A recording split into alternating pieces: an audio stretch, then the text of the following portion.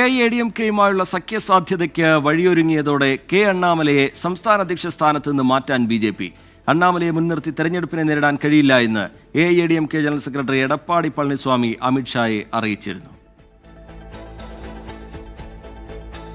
പാർട്ടിയിലെ എതിർപ്പുകൾ മറികടന്ന് മുന്നേറിയ കെ അണ്ണാമലയ്ക്ക് ഒടുവിൽ AIADMKയുടെ വിലപേശൽ തിരിച്ചടിയാവുകയാണ്.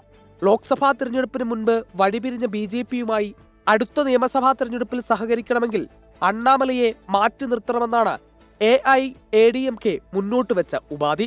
Party general secretary Edappadi Palaniswami അമിത്ഷായെ കണ്ടപ്പോൾ പ്രധാനമായി ഉന്നയിച്ചൊരാവശ്യം ഇതായിരുന്നു. AIADMK TVK അധ്യക്ഷൻ വിജയുമായും ചർച്ച നടത്തുന്നുണ്ട്. ഇത് തിരിച്ചറിഞ്ഞ് സഖ്യമില്ലാതെ മുന്നോട്ടു പോകാനാകാത്ത BJP AIADMKയുടെ ആവശ്യം അംഗീകരിച്ചതായാണ് വിവരം. അണ്ണാമലയെ അമിത്ഷാ തന്നെ കാര്യങ്ങൾ ധരിപ്പിച്ചു. ജാതി സമവാക്യങ്ങൾ കൂടി കണക്കിലെടുത്ത് നയനാർ നാഗേന്ദ്രനെയോ L മുരുകനെയോ അധ്യക്ഷനാക്കിയേക്കും. തമിഴ്നാട് BJPയുടെ മുഖമായിരുന്ന അണ്ണാമലയെ നീക്കിയാൽ ദേശീയതലത്തിൽ മറ്റ് ചുമതലകൾ നൽകാനാകും കേന്ദ്ര നേതൃത്വത്തിന്റെ തീരുമാനം. 24 ചെന്നൈ.